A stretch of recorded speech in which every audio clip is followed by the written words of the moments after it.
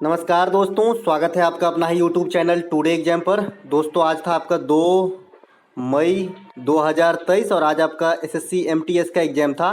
Third shift का भी exam समाप्त हो गया है। थर्ड शिफ्ट के एग्जाम में जीके जीएस के सेक्शन से जो भी प्रश्न पूछे गए सभी 100% ओरिजिनल प्रश्नों के साथ अधिकांश प्रश्नों को लेकर आ गया हूं।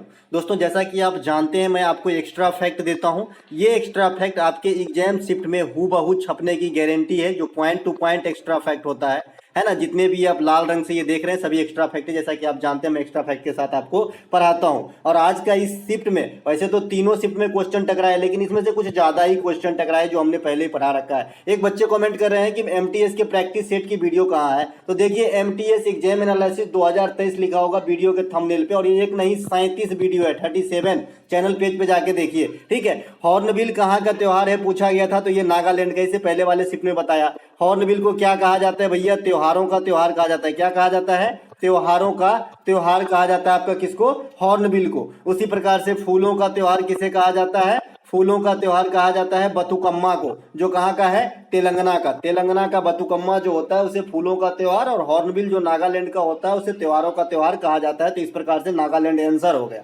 इसके अलावा यह कब मनाया जाता है? तो साल के दिसंबर माह में मनाया जाता है, ये भी मैं आपको बता के रखा हूं। इसके अलावा लाय हरोबा जो है त्रिपुरा के अलावा भी मनाया जाता है लाय हरोबा, लेकिन बेसिक की जगह जो है इसका त्रिपुरा है, तो त्रिपुरा राइट आंसर कीजिएगा। इसके अलावा बांग्ला महोत्सव ये भी नॉर्थ ईस्ट का, ये आपका मनाया जाता है मेघालय में। मेघालय में मैं बता दिया भैया, गारो खासी जयंती या पहाड़ी है। मासिन राम सबसे अधिक वर्षा वाला स्थान है, मासिन राम है ना। बलफक्रम जो है रिजर्व है। इसके अलावा जो नोकरेक है, नोकरेक भी आपका नेशनल पार्क कहिए या बायोस्फीयर रिजर्व कहिए, ये भी मेघालय में है। तो ये सभी मेघालय के नाम से याद रखेंगे, नोकरेक है ना। इसके अलावा सालुंग त्योहार, मोपिन त्योहार, ये दोनों अरुणाचल प्रदेश के अंदर मनाया जाता है। अरुणाचल प्रदेश के अंदर एक और रख लीजिएगा, लोसार त्योहार भी मनाया जाता है। लोसार त्योहार हिमाचल प्रदेश के अंदर भी मनाया जाता है। लोसार त्योहार लद्दाख के अंदर भी मनाया जाता है, क्योंकि लोसार त्योहार जो है ये बुद्ध धर्म से संबंधित यानी बौद्ध धर्म से संबंधित लोगों के द्वारा मनाया जाता है, तिब्बती बौद्ध धर्म के संबंधित लोगों का।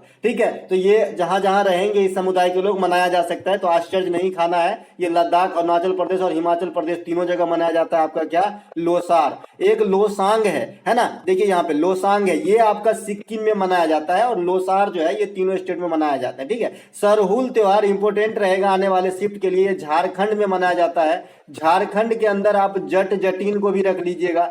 झारखंड के अंदर आप छऊ लोक नृत्य को रख लीजिएगा। झारखंड के अंदर आप पारसनाथ की चोटी को रख लीजिएगा। झारखंड के अंदर आप जादू गोरा यूरेनियम खान को रख लीजिएगा, है ना। तो ये सब झारखंड के कुछ नामे गामी जो है जो एग्जाम में आते हैं आपको रखना होगा। अगला प्रश्न पूछा गया था आईवीएफ का फुल फॉर्म क्या होता है? जो टेस्ट ट्यूब बेबी होता है, आपने नाम सुना होगा। बड़े बड़े बैनर आपको होर्डिंग वगैरह चौराहा पे दिख जाएगा, बड़े बड़े मतलब छोटे शहर में भी अब आ गए हैं ना।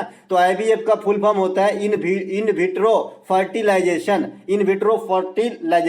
जिसको मतलब नेचुरल तरीके से जो है गर्भ नहीं ठहर रहा है किसी महिलाओं को, तो ये जो है कृत्रिम विधि है ना, बच्चे पैदा करने का आईवीएफ है ना। तो इसे गर्भाधान की कृत्रिम रूप है ना। तो इसमें आपसे डायरेक्ट क्वेश्चन एक और पूछता है कि भाई टेस्ट ट्यूब बेबी जो है इसमें निषेचन कहाँ होता है? देखिए टेस्ट ट्यूब बेबी में जो है निषेचन पात्र में होता है, यानी कंटेनर में होता है, यानी माता के शरीर से बाहर होता है। कई लैंग्वेज में इसका आंसर हो सकता है, माता के शरीर में होता है, ऐसा तो गलत छांटना, सही छांटना है तो फिर गलत हो जाएगा। माता के शरीर से बाहर होता है इसका निषेचन, या फिर दूसरे लैंग्वेज में इसे कहे तो पात्र में निषेचन होता है ना। और फिर जो है मतलब एक समय अवधि रहता है, उसके बाद माता के शरीर में जो है उसे स्थापित किया जाता है। आप समझ गए आईवीएफ क्या है और इसका फुल फॉर्म क्या है। अगला प्रश्न जो पूछा गया था, मोहम्मद गजनबी ने पश्चिम में कौन से मंदिर पर आक्रमण किया था? देखिए मोहम्मद गजनबी वैसे भारत में आतंक मचाने तो आए ही थे, लेकिन जो सबसे ज्यादा फेमस हुए इनका आतंक ये सोमनाथ के मंदिर पे हुए।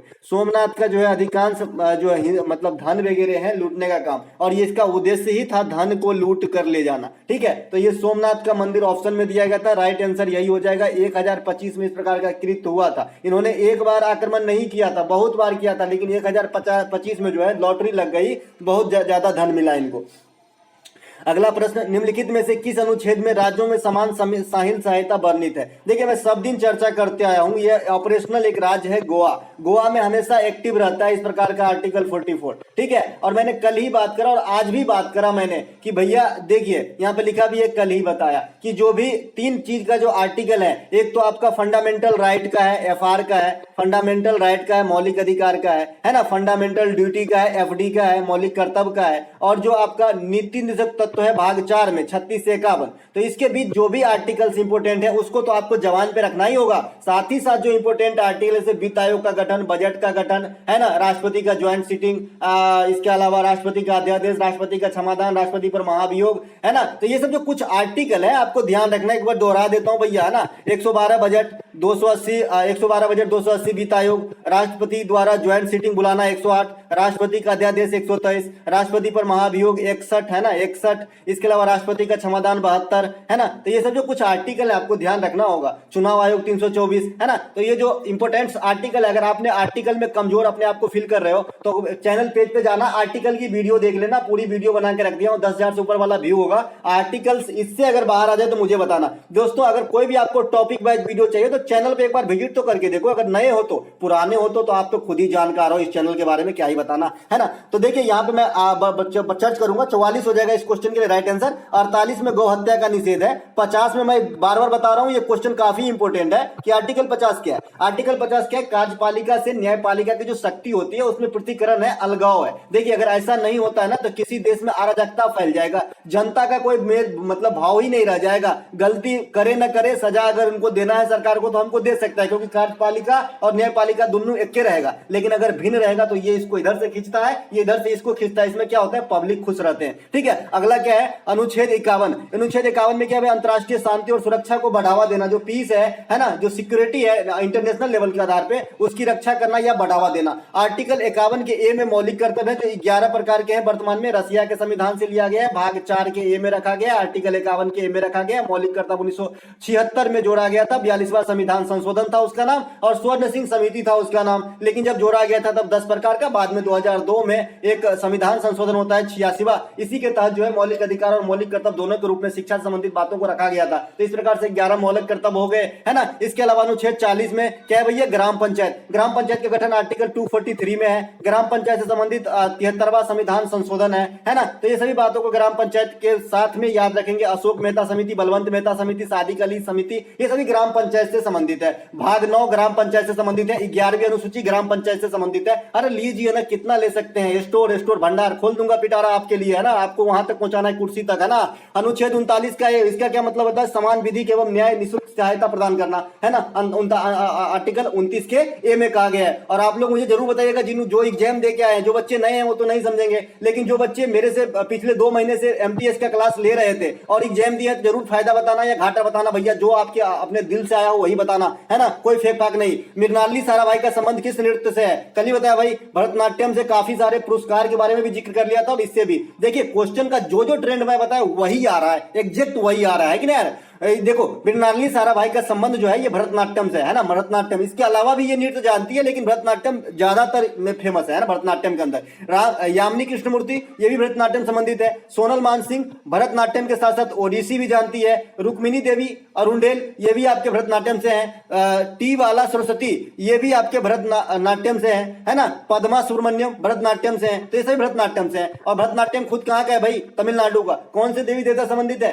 शिव भगवान से, यानी भगवान शंकर से। कहां से प्रेरित है? नाट्य शास्त्र से। नाट्य शास्त्र के लेखक कौन है? भरत मुनि। कौन है? भरत मुनि, है ना। इसे सभी शास्त्रीय नृत्य में सबसे पुराना माना जाता है। अब देखिए सोनल मानसिंह, यहाँ पे फिर से लिखा है। संयुक्ता पनिगिरी, है ना। और सुजाता महापात्रा, ये लेटेस्ट सीएचएसएल में आया हुआ नेम है, ये किसी किताब में नहीं मिलेगा लूसेंट पुसेंट में, ठीक है। सुजाता महापात्रा को जरूर ध्यान रखें। ये भी आपका जो है किससे? ओडिसी से संबंधित है। महापात्रा, है ना। गुरु केलुचरण महापात्र, तो महापात्र सरनेम को एक तरीके से रख लें कि भाई ये ओडिसी से संबंधित संबोधित होता है महापात्र सरनेम को। जिस प्रकार से हमने रेड्डी फैमिली को रख लिया है कुचिपुड़ी से, जिस प्रकार से हमने सिंह फैमिली को लगभग रख लिया है आपका हम कहां से, मणिपुरी से, जिस प्रकार से हम महाराज फैमिली को लगभग रख लिया है कथक नृत्य से। हाँ भैया ऐसे ही रखना पड़ेगा एग्जाम पास करना है तो, है ना, क्योंकि भाई इतने बड़े कैरेक्टर हैं, हमको सब याद नहीं होता है, सब याद नहीं होता, तो ऑप्शन 2 को छाड़ देंगे, 2 को मिलाने के लिए हमें ये सरनेम अगर याद रहेगा तो काफी काम आ जाएगा। देखो जो भी रेड्डी फैमिली होता है उसे आप कुचिपुड़ी में लगा देना, याद है तो बहुत अच्छा, नहीं याद है तो डूबते का तिनके का सहारा, झावेरी बहन तथा जो सिंह सरनेम होता है ये आपका मणिपुरी में लगा देना, जो महापात्रा सरनेम होता है ये आपका ओडिसी में लगा देना, जो आपका महाराज सरनेम होता है जैसे बिरजू महाराज, लच्छू महाराज, अच्छन महाराज, ये सभी जो महाराज हैं ये आपको इसको कथक से लगा देना है। ठीक है, चलते हैं आगे। अगला यही बात जो मैं बताया यही चीज यहाँ पे लिखा है, लेकिन एक चीज यहाँ पे देखने की बात है कि जो मालविका सरकार है ये भी काफी बार एग्जाम में पूछा जाता है, ये आपका कहां से है, कथक से संबंधित है, तो ये बात भी ध्यान रखें। कथक कहां का नृत्य है, उत्तर भारत का नृत्य है। ठीक है, अगला प्रश्न पूछा गया था कि लखनऊ समझौता जो है किसके बीच हुआ था या लखनऊ समझौता कब हुआ था। दोनों में से क्वेश्चन आया है, चाहे दोनों में से कोई भी क्वेश्चन हो आंसर आपको फुल मिलेगा। ठीक है, तो भारतीय राष्ट्रीय कांग्रेस और अखिल भारतीय मुस्लिम लीग के बीच में एक समझौता होती है, और इसी समझौता कहां पे होती है, कहीं रोड पे होती है, रोड पे नहीं होती है, रोड पे नहीं होती है, कांग्रेस की अधिवेशन चल रही होती है, लखनऊ अधिवेशन 1916, इसी में यह समझौता होती है। आपको याद होगा कि भारत में नरम दल और गरम दल में जो है कांग्रेसी नेता बंट गए थे, कहां पर, 1907 में, कहां पर, सूरत में। सूरत कहां है भैया, सूरत सकल गुजरात के अंदर है। इसकी अध्यक्षता कौन कर रहे थे, रास बिहारी घोष कर रहे थे। तो इसमें जो नरम दल के नेता थे इसको कोई नहीं पूछता, लेकिन जो गरम दल के नेता थे इसका नाम भी पूछता है। तो इसका नाम था आपका लाल बाल पाल। कौन थे, लाल बाल पाल, लाल बाल पाल। लाल बाल पाल में आपका फुल फॉर्म पूछता है तो लाल का हो जाएगा लाल का क्या हो जाएगा, लाला लाजपत राय, बाल का हो जाएगा बाल गंगाधर तिलक, और पाल का हो जाएगा बिपिन चंद्र पाल। ठीक है, तो ये जो गर्मा गर्मी पैदा हुआ सूरत में, ये कहां पे जाके एक हो गया, ठंडा हो गया, शरबत पी लिया 1916 में लखनऊ में। और उस लखनऊ की अधिवेशन की अध्यक्षता कौन कर रहे थे कांग्रेस की, अंबिका चरण मजूमदार, VVI करके रखेंगे। काफी बार बताया हूं कि जो कांग्रेस का अधिवेशन होता है या तो फर्स्ट पूछ लेता है, या आपका लखनऊ वाला पूछ लेता है, या 1929 का लाहौर अधिवेशन पूछता है। इतने ही तीनों चारों घुमा फिरा के पूछता रहता है ना, पता नहीं क्या मिलता है। इसके अलावा इस अधिवेशन में जो नेता सामने आए मतलब समझौता करने के लिए, तो पार्टी का नाम हो गया जी की मुस्लिम लीग की तरफ से और कांग्रेस की तरफ से। जो नेता आगे आए उनका नाम था मोहम्मद अली जिन्ना, जो आपके मुस्लिम लीग से थे, है ना। और ये इधर से जो आए कांग्रेस की तरफ से, ये थे आपका बाल मतलब बाल गंगाधर तिलक जी। बाल गंगाधर तिलक 2 पुस्तक लिखे हैं, केसरी और मराठा, तो दोनों का नाम जरूर याद रखेंगे, केसरी और मराठा। उसके बाद स्वतंत्र भारत में देसी रियासत को मिलाने का काम जो है बाल गंगाधर तिलक ने ही किया है। दोस्तों आप लोग बताइएगा कि हमारा ये एक्स्ट्रा फैक्ट और एक्स्ट्रा पढ़ाने का जो ये है कैसा लगता है, जो बच्चे नए हैं, है ना, पुराने बच्चे तो जानते हैं। इसी अधिवेशन में गरम दल नरम दल एक हो गया था, बता दिया। इसके अलावा राष्ट्रीय मतदाता दिवस आपसे पूछा गया था। देखिए मैं जनवरी महीने का, फरवरी महीने का, दिसंबर महीने का और मार्च में जल दिवस और भी कुछ जो मार्च में है अंतर्राष्ट्रीय महिला दिवस, ये सभी बता दिया हूं, क्योंकि मुझे मालूम है आप मई में एग्जाम देने जा रहे हो। तो आप मई में एग्जाम देने जा रहे हो तो आप जून जुलाई का और इधर का 2 महीना पहले जनवरी फरवरी ये अच्छे से देख लो, है ना। तो देखिए मतदाता दिवस 25 जनवरी भैया, है ना। यहां से आते हैं 23 जनवरी क्या होता है, 23 जनवरी पराक्रम दिवस, किसके नाम पे, सुभाष चंद्र बोस साहब के जन्मदिन के नाम पे। और मैंने बता देखा है भैया कि नेताजी आपदा प्रबंधन पुरस्कार 2023 जो है किसे दिया गया, आप लोग मुझे कमेंट करके छापेंगे जो प्रैक्टिस सेट से लगातार पढ़ रहे थे। ठीक है, 25 जनवरी को आपका मतदाता दिवस मनाया जाता है। राष्ट्रीय बालिका दिवस कब मनाया जाता है, 14 जनवरी को, 14 माफ कीजिएगा 24 जनवरी को राष्ट्रीय बालिका दिवस। सेना दिवस 15 जनवरी, राष्ट्रीय युवा दिवस 12 जनवरी। राष्ट्रीय युवा दिवस जो है विवेकानंद साहब के जन्मदिन के मनाया जाता है, और विश्व युवा दिवस जो है 12 अगस्त को मनाया जाता है। दोनों बात ध्यान रखेंगे, ठीक है। इसी प्रकार से ये राष्ट्रीय बालिका दिवस 14 जनवरी है। राष्ट्रीय महिला दिवस भी होता है अपने यहाँ 13 फरवरी को, ठीक है, 13 फरवरी को जो है राष्ट्रीय महिला दिवस होता है, और 8 मार्च को अंतर्राष्ट्रीय महिला दिवस होता है, 22 मार्च को जल दिवस होता है ना। इस प्रकार से कुछ ध्यान रखेंगे। 2 फरवरी को जो है वेटलैंड दिवस होता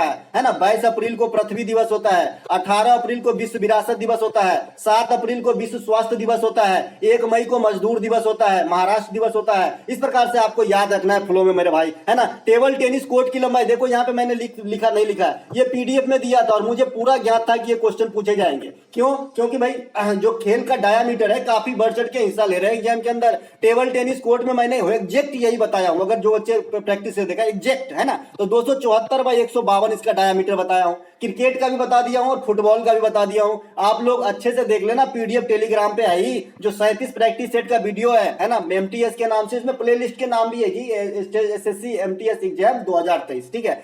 पत्ते में हरा रंग का प्रमुख कारण है, अब कौन बच्चा बताएगा? मैं तो यहाँ तक क्या क्लोरोप्लास्ट, ल्यूकोप्लास्ट और क्लोरोफिल तीनों को विस्तृत रूप में पढ़ाया हूं कि क्या होता है भाई क्लोरोप्लास्ट, ल्यूकोप्लास्ट और क्लोरोफिल, क्योंकि जनरली बच्चे को क्लोरो शब्द लगता है, सबको मिला दो, ल्यूकोप्लास्ट, क्लोरोप्लास्ट, क्लोरोफिल सब एक ही है। ऐसा नहीं है, राम रहीम जो है सब एक हो सकते हैं, लेकिन ये सब चीज जो है अलग अलग है भाई, साइंस की बात है ना। तो क्लोरोफिल के कारण जो है पत्ते का रंग हरा होता है। ल्यूकोप्लास्ट और क्लोरोप्लास्ट क्या है, मैं अब ये वीडियो थोड़ा लेंदी हो रहा है, मैं दूसरे वीडियो में बता दूंगा, क्योंकि कमेंट शिफ्ट वाला वीडियो आपको पहुंचाना है। क्लोरोफिल में उपस्थिति के कारण, क्लोरोफिल की उपस्थिति के कारण होगा यहाँ पे, तथा सूर्य की प्रकाश की उपस्थिति के कारण ही प्रकाश संश्लेषण की घटना होती है। अब ये प्रकाश संश्लेषण क्या होता है, फोटोसिंथेसिस क्या होता है? देखिए, जिस प्रकार हम खाना बना लेते हैं, सेगरी जलाया, खाना चलाया, खाना पका, खा लिया, है ना, ऊर्जा मिल गया, उसी प्रकार से पेड़ पौधे को भी खाना बनाना होता है, तो उसके लिए जो पोषक तत्व प्राप्त होती है प्रकाश संश्लेषण से ही होती है। इसमें हमें क्या फायदा भाई? तो हमें हवा मिल जाता है, ऑक्सीजन मिल जाता है, हमें क्या मिल जाता है? ऑक्सीजन मिल जाता है। और CO2 जो लगातार हम छोड़ रहे हैं, ये इसकी जो है खपत होती है, किसके द्वारा? ये प्रकाश संश्लेषण में ईंधन के रूप में इस्तेमाल करने लगता है।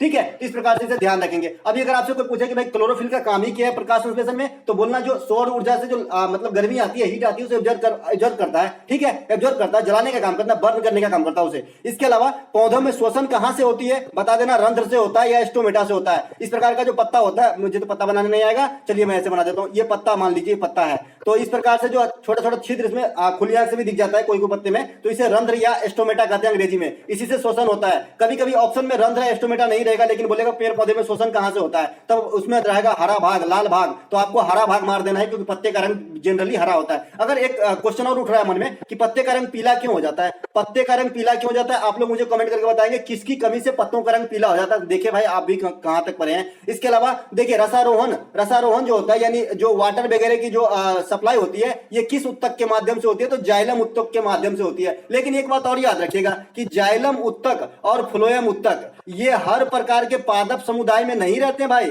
ठीक है, थाइलोफाइटा में ही नहीं होता, जो थाइलोफाइटा प्राणी जगत के सबसे बड़े समूह है उसमें ही नहीं होता, है ना। तो ये हर चीज में नहीं होता है ना, लेकिन जिसमें होता है उसमें बात कर रहा हूं। तो जाइलम उत्तक से जो है जल का फ्लो मतलब फ्लो होता है, और फ्लोएम से नाम ही है फ्लोएम से, तो फ्लोएम से जो है फूड, जो उसका जो पोषक पदार्थ है उसकी सप्लाई होती है। अगला एक प्रश्न पूछा गया था कि नेपाल जो है भारत के किस दिशा में स्थित है, या किस छोर ये मतलब किस किनारे स्थित है, इस प्रकार से प्रश्न आया था। तो देखिए, नेपाल जो है पड़ोसी देश है भारत का, है ना। तो ये कहां पे जी?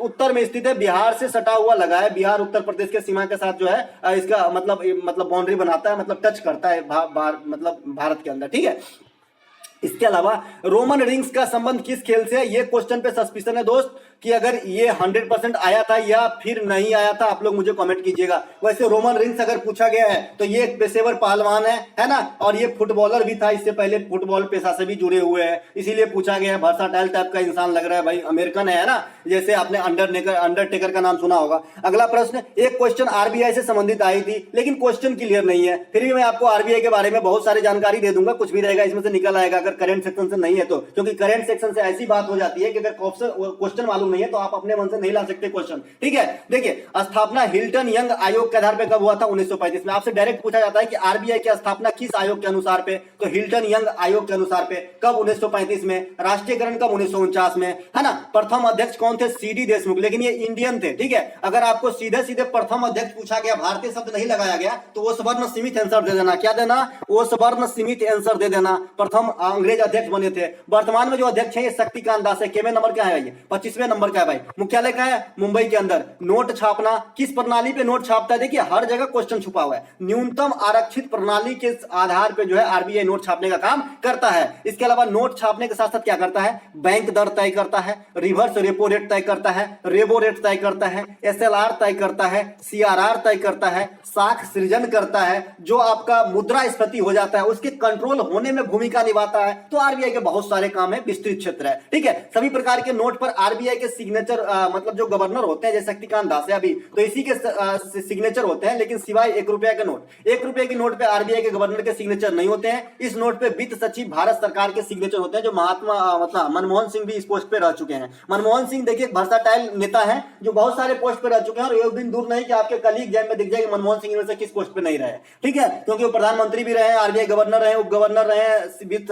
वित्त सचिव भारत सरकार रहे, वित्त मंत्री भी रहे, प्रधानमंत्री का आर्थिक सलाहकार भी रहे। इस प्रकार से मनमोहन सिंह के बारे में एक बार जरूर गूगल से देख लें। एलोरा के मंदिर को ध्वस्त करवाने के लिए किस शासक ने अपना सेना भेजा था, या फिर एलोरा के कैलाश मंदिर को किसने ध्वस्त करने की कोशिश करी थी, इस प्रकार से प्रश्न आया था। तो औरंगजेब ने करी थी, लेकिन यह असफल रहा था। देखिए एलोरा का मंदिर जो है ये किसने बनवाया था, तो राष्ट्रकूट शासक श्री कृष्ण प्रथम ने बनवाया था। आपसे पूछा जाता है राष्ट्रकूट वंश के संस्थापक बता देना भैया, दंती दुर्गा। कौन? दंती दुर्गा, इसका नाम ही ऐसा है भाई। और मान्यखेट इसकी राजधानी थी। कहां थी? मान्यखेट। कहां पर? मान्यखेट। तो दोनों बात ध्यान रखेंगे। इसके अलावा नालंदा विश्वविद्यालय, इसी फॉर्म में क्वेश्चन बनता है कि स्थापना कौन किया और उसको जो है मतलब ध्वस्त कौन करवाया। तो नालंदा विश्वविद्यालय गुप्त शासक कुमार गुप्त प्रथम ने बनवाया था और ध्वस्त करने का काम बख्तियार खिलजी ने किया था। अजंता, एलोरा, एलिफेंटा, ये तीनों जो केव है ये कहां पे है? महाराष्ट्र के अंदर है। महाराष्ट्र के अंदर एक महाबलेश्वर स्टेशन है, हिल स्टेशन टाइप है, तो यहां से कृष्णा नदी निकलती है। तो ये बात भी आपको ध्यान रखना है। इसके अलावा अर्थशास्त्र के लेखक कौन है पूछा गया था एनिशिएंट किताब में, तो चाणक्य सभी जानते हैं। इसके अलावा चाणक्य को विष्णुगुप्त कौटिल्य है ना, ये भी कहा जाता है। और चाणक्य जो है ये आपका चंद्रगुप्त मौर्य के प्रधानमंत्री कहिए, अभिभावक कहिए, गुरु कहिए, नेता कहिए, सब उन्हीं का थे, है ना। तो इन्हीं के सहायता से धनानंद को यानी नंद वंश के अंतिम शासक को हराकर मौर्य वंश की स्थापना करा, है ना। इसी फॉर्म में किताब का नाम है संवाद कौमुदी। लेखक है राजा राम मोहन राय। राजा राम मोहन राय 1828 में ब्रह्म समाज की भी स्थापना करते हैं। राजा राम मोहन राय को आधुनिक भारत का जनक भी कहा जाता है। नेचुरल हिस्ट्री के लेखक प्लिनी है। नेचुरल हिस्ट्री के लेखक प्लिनी है। अर्थशास्त्र किस पे आधारित किताब है? कई दफा एग्जाम्स में पूछे गए क्वेश्चन है। तो भैया कानून व्यवस्था पे आधारित है, पैसा पे आधारित नहीं है अर्थशास्त्र। राजतरंगिणी के लेखक कौन है भैया? कलहन। क्या बताता है? कश्मीर का इतिहास। पृथ्वीराज रासो के लेखक कौन है? चंद्रबरदाई। गीत गोविंद के लेखक कौन है? जयदेव। गीत गोविंद के लेखक जयदेव से क्वेश्चन आया था एग्जाम में एक बार कि गीत गोविंद के लेखक जयदेव किस शासक के दरबार में रहते थे, तो आपको बताना है भैया लक्ष्मण सेन। लक्ष्मण सेन जो सेन वंश से संबंधित है। देखिए सेन वंश के संस्थापक भी बता देता हूं भैया, सामंत सेन। कौन है? सामंत सेन। तो इसी वंश के एक शासक हुए लक्ष्मण सेन, उसी के दरबार में रहते थे आपका गीत गोविंद के लेखक जयदेव। अगला प्रश्न, वास्तविक प्रतिबिंब को क्या पर्दे पर उतारा जा सकता है, तो बता देना भैया नहीं। वास्तविक प्रतिबिंब पर्दा पे जो है नहीं उतारा जाता, रिफ्लेक्ट नहीं होता है। काल्पनिक प्रतिबिंब को आप पर्दे पे उतार सकते हैं, लेकिन जो आंख पे प्रतिमा बनता है कैसा बनता है? वास्तविक और उल्टा, वास्तविक और उल्टा बनता है। तो ये बात ध्यान रखेंगे, रियल इमेज बनता है लेकिन उल्टा बनता है। तो फिर आप कहेंगे हम वस्तु को सीधा कैसे देखते हैं, है ना। तो भैया आंख में ऐसी प्रभु ने दिया है माया कि हम हो जाते हैं एकदम कल्प काया और देख लेते हैं सभी चीज को, ठीक है। इसके अलावा अगला एक प्रश्न, 2011 के अनुसार सर्वाधिक लिंगानुपात किस राज्य के? तो इसीलिए मैं एक्स्ट्रा फैक्ट इसमें नहीं रखा क्योंकि आप सब जानते हैं केरल है। सर्वाधिक जो साक्षरता दर है ये भी केरल का है। निम्न शिशु मृत्यु दर होना अच्छी है स्वास्थ्य के लिए, तो ये भी केरल है। यानी जो भी अच्छाइयां हैं केरल के अंदर है। इसके अलावा सबसे ज्यादा गरीबी, सबसे ज्यादा जनसंख्या घनत्व, तो ये कहां पे है? बिहार के अंदर है। सबसे ज्यादा कम लिटरेसी रेट, ये भी बिहार के अंदर है। आई होप मैं बिहार का हूं भाई, कुछ दिन में मेरा भी दिन बदलेगा। शिक्षा के अधिकार किस अनुच्छेद में वर्णित है? तो अनुच्छेद 21 के ए में है। और ये कब लगाया गया था? 86वां संविधान संशोधन 2002 के द्वारा, जो मैं अभी बात में जिक्र कर लिया था। मोहिनीअट्टम नृत्य से एक प्रश्न आया था कि किस देवी देवता से संबंधित है या प्रेरित है, तो भगवान विष्णु संबंधित है। इससे पहले बता दिया, केरल से जो है मतलब जुड़े हुए हैं। केरल का शास्त्रीय नृत्य, भगवान विष्णु की पूजा होती है। भरतनाट्यम में शिव की होती है, मणिपुरी में कृष्ण राधा की होती है। इस प्रकार से आपको ध्यान रखना है ना। भारत के कुछ शास्त्रीय नृत्य भरतनाट्यम, कथकली, मोहिनीअट्टम, ओडिसी, सदरिया, मणिपुरी, कुचिपुड़ी, ये शास्त्रीय नृत्य। देखिए छऊ को शास्त्रीय नृत्य को पूर्णतः दर्जा नहीं मिला है, एक बच्चे कमेंट कर रहे थे। इसके अलावा भारत के शास्त्रीय भाषा जो है तमिल, तेलुगु, कन्नड़, संस्कृत, मलयालम, ओडिसी, ये 6 भाषा जो है ये साउथ के 4 भाषा और 2 संस्कृत और ओडिसी, ये 6 भाषा आपका जो है क्लासिकल लैंग्वेज है, तो इसे भी ध्यान रखेंगे। इसके अलावा भोगाली बिहू से संबंधित एक प्रश्न आया है या नहीं, इसमें थोड़ा सा सस्पिशन है, आप लोग मुझे बताइएगा कि क्वेश्चन आया है कि नहीं आया। भोगाली बिहू, देखिए मैं बिहू आपको 3 प्रकार के बनाया हूं कि जो होली के समय होता है, यानी होली अपना क्या कब होता है भाई, तो फरवरी और आपका जो है मार्च में जो है होली हो सकता है। तो इसके जस्ट बाद अप्रैल महीना आएगा, तो जो अप्रैल में बिहू होता है उसे हम रंगोली बिहू कहते हैं, क्योंकि होली रंगों का त्योहार है, जोड़ दिया हमने रंगोली बिहू से, है ना। ट्रिक सीखते चलिए। माघ बिहू कब होता है भाई? जनवरी महीना में। जनवरी महीना में 15 जनवरी या 14 जनवरी को क्या होता है? मकर संक्रांति। तो उसी समय जो होता है असम के अंदर एक माघ बिहू होता है। इसके अलावा एक काटू बिहू होता है जो अक्टूबर नवंबर में होता है। तो 2 को याद करेंगे, तीसरा अपने आप याद हो जाएगा। अप्रैल वाला होली के समय तो रंगोली बिहू, और इसके बाद जो मकर संक्रांति यानी जनवरी में फिक्स होता है, तो उस समय जो होता है उसे माघ बिहू कहते हैं, क्योंकि माघ का महीना चलता रहता है, नाम से स्पष्ट है। ठीक है, तो ये वो छूट गया था, अपने आप याद कर लेंगे। तो दोस्तों ये थे आज के थर्ड शिफ्ट में ऐसे ही प्रश्नों के एनालिसिस। अगर आपको अच्छा लगे हो तो लाइक कर लीजिएगा, चैनल पे पहली बार विजिट करें तो सब्सक्राइब भी कर लीजिएगा, और अपने दोस्तों को जरूर बताइएगा दोस्तों, क्योंकि मैं नहीं चाहता कि ये आप ही तक सीमित रहे, दूसरे तक भी पहुंचे, इसका सब लाभ ले। देखिए दोस्तों, निस्वार्थ भाव से आपकी सेवा कर रहा हूं, अगर आपको लग रहा है ऐसा तभी आप लाइक करें। मिलेंगे एक नए वीडियो में कंबाइंड शिफ्ट वाले में, तब तक के लिए जय हिंद।